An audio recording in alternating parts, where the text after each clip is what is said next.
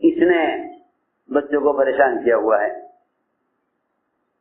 یہ عمر اس وقت تک بچے کا وظیفہ بیت المال سے طے نہیں کرتا جب تک بچہ دودھ نہ چھوڑ دے. بچہ دودھ نہ چھوڑ دے. بچے کا دودھ چھوڑنے کے بعد پھر اس کا بیت المال سے وظیفہ طے ہوتا ہے. اللہ اکبر. عمر رضی اللہ عنہ اس پر اتنا روئے کہ فجر کی نماز اکبر پڑھا نہیں سکے. ادھر رونا غالب آ گیا تھا. اور یہ فرمایا کہ عمر تو نے پبلک کے کتنے بچے قتل کر دیے ہوں گے اب تک؟ پبلک کے کتنے بچے قتل کر دیے ہوں گے؟ کیونکہ بچے سے رو رہا تھا کہ ماں دودھ چھڑانا چاہتی تھی. ماں نے یہ کہا عمر حضرت عمر سے پریشانی کون ہے؟ کہہ رہے تو نے بھی پریشان کر دیا, رات ہو گئی تجھے بار بار آتا رہتا ہے. میں یہ بچے اس لیے رو رہا ہے کہ میں اس کا دودھ چھڑانا چاہتی ہوں. میں کیوں چھڑا رہی دودھ نہیں پلاتی کہ ہاں یہ عمر ہے, اس نے ایسا قانون بنا رکھا ہے, یہ تو دودھ نہیں چھڑایا جائے گا, وظیفہ نہیں دے ہوگا. اور یہ دودھ ابھی دودھ چھوڑنے کا وقت ہوا نہیں ہے. حضرت عمر رضی اللہ عنہ فوراً سارے ملکوں کے لیے خبر کر دی, سارے ملکوں کے لیے خبر کر دی کہ بچہ پیدا ہوتے ہی اس کے لیے وظیفہ مقرر کر دیا جائے. بچے کے پیدا ہوتے ہی اس کا وظیفہ مقرر کر دیا جائے. دودھ چھڑانے کا انتظار, دودھ چھوڑنے کا انتظار نہ کیا جائے. میں نے عرض کیا کہ جو ہر مخلوق کو آرام پہنچانا چاہیں اللہ تعالیٰ ان کے ہاتھ میں عہدے دے دیتے ہیں. ان کے ہاتھ میں اللہ عہدے دے دیتے ہیں. سنو تو صحیح. حضور اکرم صلی اللہ علیہ وسلم آپ سارے عالم, تمام عالم اور عالم کی ہر مخلوق کے لیے رحمت ہیں. عالم کی ہر مخلوق کے لیے رحمت. انسان تو انسان, اگر جنگل کے جانوروں کو بھی کوئی تکلیف ہوتی تو آپ کے پاس آتے, آپ کے پاس آتے. جنگل کے جانوروں کو بھی تکلیف ہوتی آپ کے پاس آتے. ایک مرتبہ ایک اونٹ دیوانہ ہو گیا. اونٹ دیوانہ ہو گیا. اونٹ دیوانہ ہو جائے اس سے زیادہ خطرے کی کوئی چیز نہیں. انسان کی کاپی چبا لیتا ہے. لوگوں نے آگے عرض کیا آپ سے کہ رسول اللہ آپ ذرا خیال رکھیے گا, اس طرف ایک اونٹ ہے دیوانہ ہو گیا ہے, اس طرف کوئی نہ جائے. آپ باہر نکلے, فرمایا کہاں ہے وہ اونٹ؟ کہ جی وہ اس طرف, یہاں کھجور کے درختوں میں ہے اس طرف. آپ اس طرف چل دیے تنہا. صحابہ چیخے, عرض کیا رسول اللہ ادھر نہ جائیے, ادھر نہ جائیے, ادھر ہی وہ اونٹ ہے. لیکن آپ چلے اس طرف. اس نے دور سے آپ کو دیکھا تو دوڑتا ہوا چیختا ہوا آپ کی طرف بڑھا. صحابہ گھبرا گئے. فرمایا نہیں گھبراؤ مت, یہ اپنی کچھ شکایت ہم سے کرنا چاہتا ہے. آپ صلی اللہ علیہ وسلم کھڑے رہے. اونٹ آیا, اس نے آپ کے کان میں ساری بات کھڑے ہو کر آپ سے کی. میرا مالک مجھے اتنا چلاتا ہے, کم کھلاتا ہے, بہت زیادہ رکھتا ہے, مجھے اتنا استعمال کرتا ہے, آرام مجھے ملتا نہیں. ساری شکایت اونٹ نے آپ سے کی. فرمایا کس کا اونٹ ہے کہ جی وہ فلاں آدمی کا, بلاؤ اسے. بلایا, فرمایا دیکھو اونٹ یہ کہہ رہا ہے, اونٹ تمہاری یہ شکایت کر رہا ہے, اونٹ تمہاری یہ شکایتیں کر رہا ہے. کہاں ساری بات صحیح کہہ رہا ہے. دیکھو تو صحیح, اگر واقعی کوئی امت کے لیے رحمت اور شفقت اور خدمت کا ارادہ کرے تو اللہ تعالی جانوروں کو بھی اس بادشاہ کے پاس جس نے اپنے دروازے سے باہر کے گیٹ سے لے کر اپنے گھر کے اندر اپنی سونے کی جگہ تک رسی باندھی ہوئی تھی, اس نے گھنٹی لٹکائی ہوئی تھی. ایسا نہ ہو کہ کوئی فقیر آ جائے، کوئی محتاج، اچانک کوئی بات پیش آ جائے اور بادشاہ تک نہ پہنچ سکے، لہذا مین گیٹ پر کسی دربان سے ملنے کی ضرورت نہیں، بلکہ رسی ہلا دی جائے جس سے بادشاہ کے اندر کے کمرے میں، خاص محل میں گھنٹی بجے گی اور فوراً اس کی حاجت کو پورا کیا جائے گا۔ اور رات کی شان، رات کو آدھی رات کو گھنٹی بج گئی، بادشاہ نے کہا دیکھو بھائی کیا ضرورت ہے کہ جی اس وقت کون آئے گا، اور یہ تو آپ کے آرام کا وقت ہے، آرام کریں، چھوڑیے۔ نہیں دیکھو کون ہے، ضرورت پوری کرو۔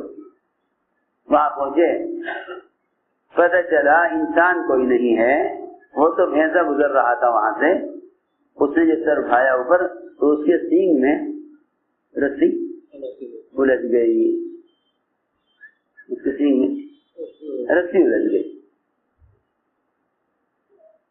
بھینس کے سینگ میں، بھینس کے سینگ میں رسی الجھ گئی بھینسے کے، اور کچھ نہیں ہے۔ نہیں، ایسا نہیں ہو سکتا۔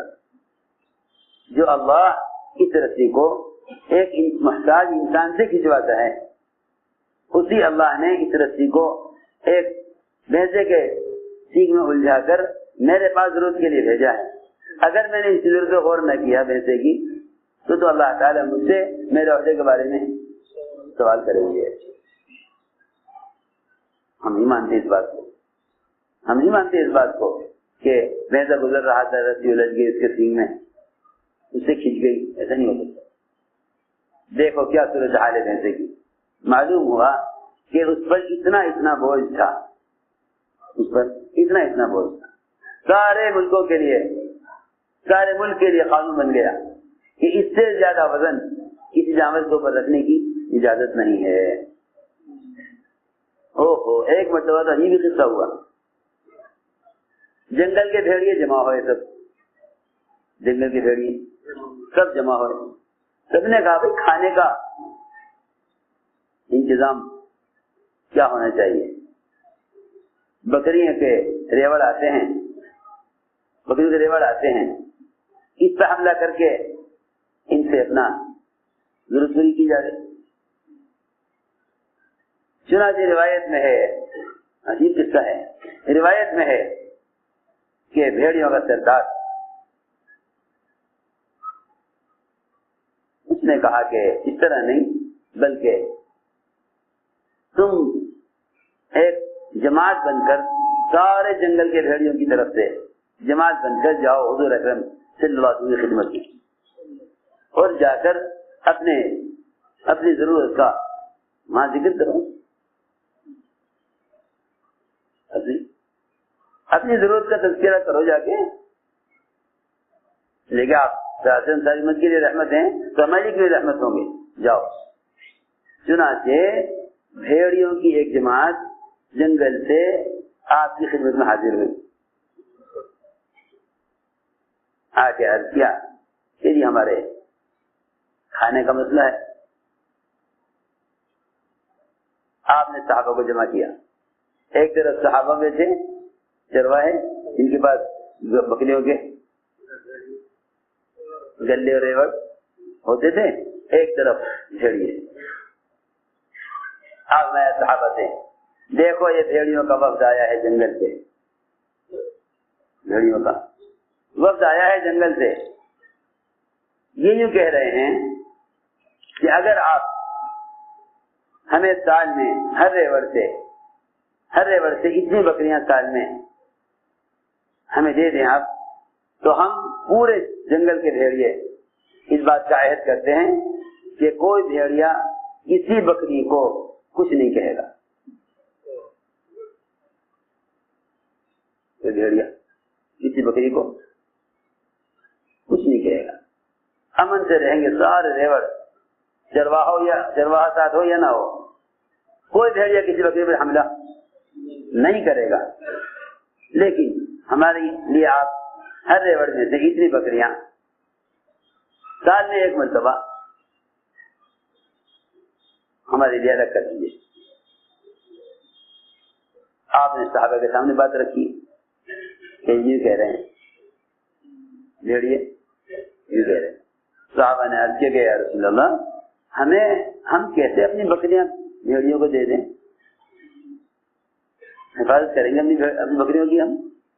میں دیکھ لو تمہاری ساری بکریاں محفوظ ہو جائیں گی, ہر ایور سے شاید چند ایک بکری 2 بکری سال میں ان کو دے دیں. نہیں جی ہم اپنی بکریاں کیسے ان کے حوالے کر دیں, ہم تو بکری حفاظت کریں گے. صحابہ نہیں مانے. تو آپ نے بھیڑیوں کی طرح اشارہ کر کے فرمایا پھر تو بھیڑیوں تمہیں اجازت ہے خود کھا کے کھا لیا کرو. یہ نہیں مانتے, یہ نہیں مانتے تو تم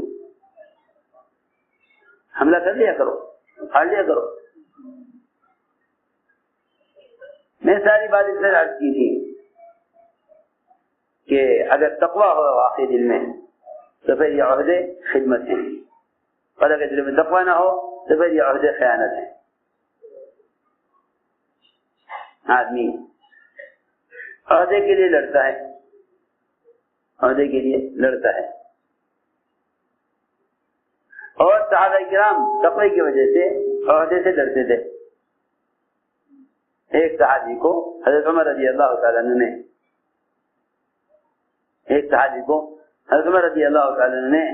ایک عہدہ دیا, فرمایا کہ جاؤ فلاں ملک میں تمہیں بھیجنا چاہتا ہوں, وہاں گورنر بن کے جانا ہے. صحابی نے کہا نہیں جی گورنر بن کے جانے کے لیے تو میں تیار نہیں ہوں, ہاں آپ مجھے قرآن و سنت کی تعلیم دینے کے لیے جس ملک میں بھیج دیں میں ہمیشہ کے لیے جانے کو تیار ہوں. لیکن گورنر بن کر نہیں, آپ مجھے اس ملک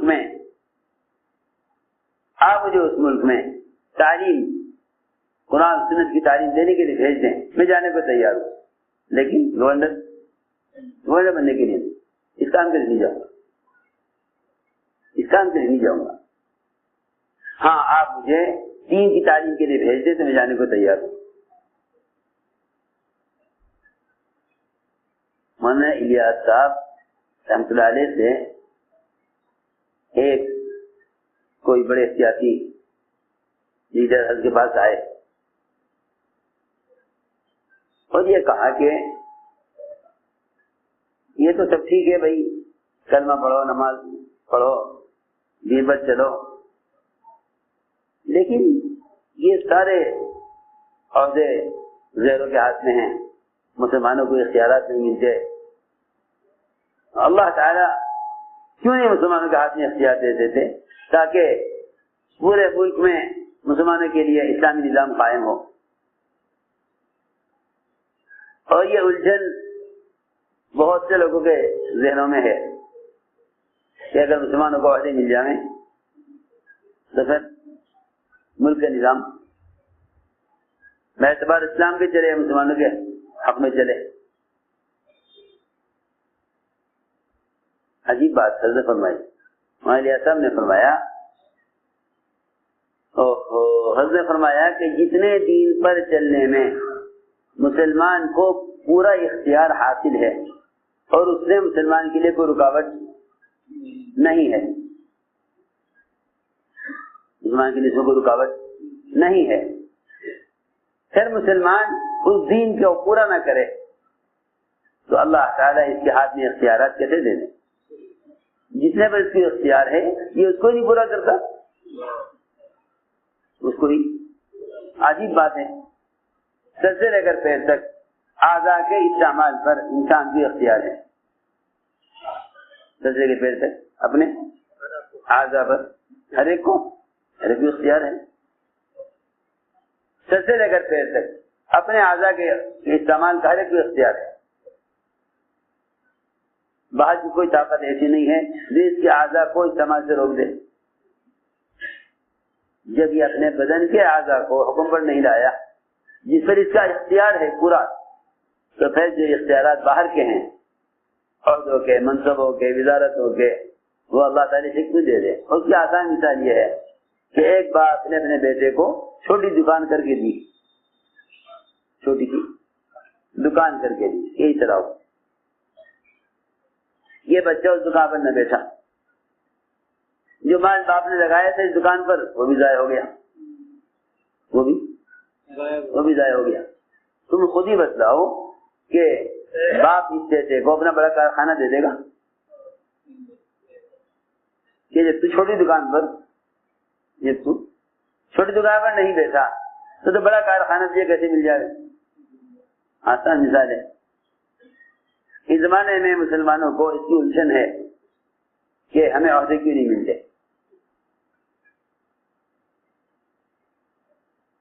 اور وجہ اس کی یہ ہے کہ جب آدمی کی